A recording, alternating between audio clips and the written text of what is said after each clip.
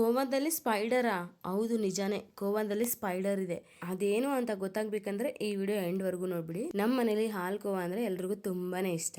ಒಂದಿನ ಕಾಲೇಜ್ ಮುಗಿಸ್ಕೊಂಡ್ ಬರ್ಬೇಕಾದ್ರೆ ಬೇಕರಿಯಲ್ಲಿ ಹಾಲ್ ಕೋವಾ ತಗೊಂಡು 1 ಸ್ಪೂನ್ ಬಾಯಲ್ಲಿ ಇಟ್ಕೊಂಡಿನಿ. 2ನೇ ಸ್ಪೂನ್ಗೆ ಸ್ಪೈಡರ್ ಕಾಣಿಸ್ಕೊಳ್ತು.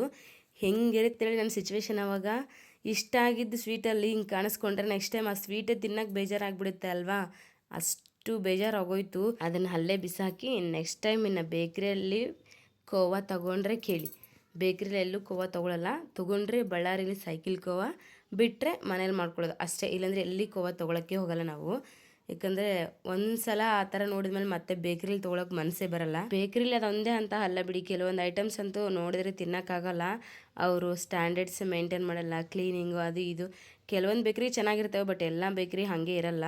ಆದಷ್ಟು ಬೇಕ್ರಿ ಫುಡ್ ಅವಾಯ್ಡ್ ಮಾಡಿ ಮನೆಯಲ್ಲೇ ಮಾಡ್ಕೊಳಕ್ಕೆ ಟ್ರೈ ಮಾಡಿ. ವಿಡಿಯೋ ಇಷ್ಟವಾದ್ರೆ ಲೈಕ್ ಮಾಡಿ, follow for more interesting videos.